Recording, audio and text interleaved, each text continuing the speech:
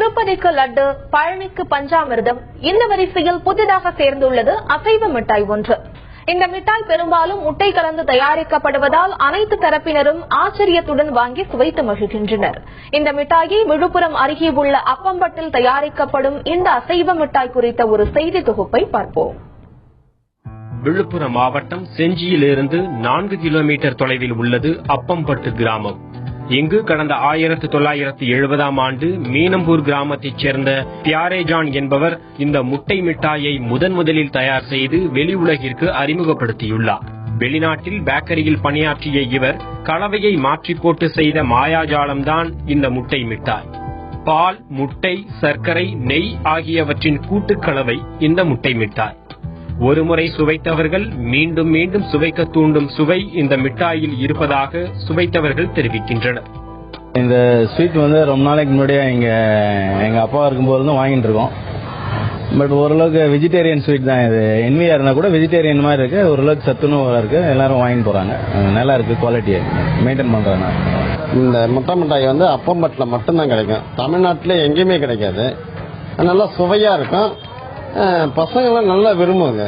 அதே சமயத்தில் சென்னைக்கெல்லாம் கூட நாங்கள் ஒரு மந்திரியை பார்க்க போனோம், எம்எல்ஏ பார்க்க போனோம், அங்கேயே ஸ்வீட் உங்க பக்கத்தில் முட்டை மிட்டாய் இருக்குதாமே, அது நல்லா இருக்கும், அதை வரும்போது வாங்கிங்க அப்படின்னு சொல்லுவாங்க. அதே போல நாங்கள் வாங்கி கொடுத்துருக்கிறோம். தமிழகத்தின் பல்வேறு பகுதிகளில் இந்த முட்டை மிட்டாய் போல தயார் செய்து விற்பனை செய்ய முயன்று அந்த சுவை கிடைக்காததால் தோற்று போனவர்கள் ஏராளம். இதனால் முட்டை மிட்டாயை சுவைக்க விரும்புபவர்கள் அப்பம்பட்டுக்கு வந்து வாங்கி செல்கின்றனர். குறிப்பாக செஞ்சி அருகே மேல்மலையனூருக்கு வரும் பக்தர்கள், திருவண்ணாமலைக்கு வரும் பக்தர்கள் அப்பம்பட்டு முட்டை மிட்டாயின் நிரந்தர வாடிக்கையாளர்கள். முட்டை மிட்டாய் எனக்கு தெரிஞ்சு ஒரு 30 வருஷமா இருக்குது. ஆனா இது டேஸ்ட் ஒரு வித்தியாசமா இருக்கும். சின்னவங்கள இருந்து பெரியவங்க வரைக்கும் நல்லா விரும்பி சாப்பிடுவாங்க. அதே போல வீட்டில் வாங்கி கொடுத்ததுல இருந்தும் வீட்டில் டெய்லி வாங்கி வர சொல்லுவாங்க.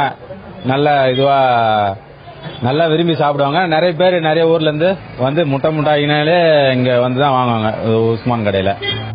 தமிழகத்தில் மட்டுமில்லாமல் இந்த முட்டை மிட்டாய்க்கு கடல் கடந்தும் வாடிக்கையாளர்கள் உள்ளனர். இஸ்லாமியர்கள் தங்களின் பண்டிகைகள் அனைத்திலும் இந்த முட்டை மிட்டாயை பயன்படுத்துவதாக கூறும் முதுநிலை பட்டதாரி உஸ்மான் தனது தந்தை அறிமுகப்படுத்திய இந்த அசைவ மிட்டாயை வெளி மாநிலங்களுக்கும் கொண்டு செல்ல விரும்புவதாக தெரிவித்துள்ளார். நான் எம்காம் எம்பிஎல் படிச்சிருக்கேன். இருந்தாலும் சுய தொழிலா எங்க அப்பா செஞ்ச தொழிலை நாங்கள் அதை செஞ்சு சாதிக்கணும். எங்களுடைய வாடிக்கையாளர்களுக்கு தரமான ஹைஜீனிக்கான ஒரு ஸ்வீட்டை நாங்கள் பாரம்பரியமாக கொடுத்துட்டு இருக்கோம். இது ஒரு தடவை சுவைச்சு பார்த்தாங்கன்னாலே அவங்களுக்கு ரொம்பவே முக்கியமா எல்லாருக்கும், குழந்தைகளுக்கு முக்கியமா பிடிக்கும், எல்லாருக்கும் ரொம்ப பிடிக்கும்.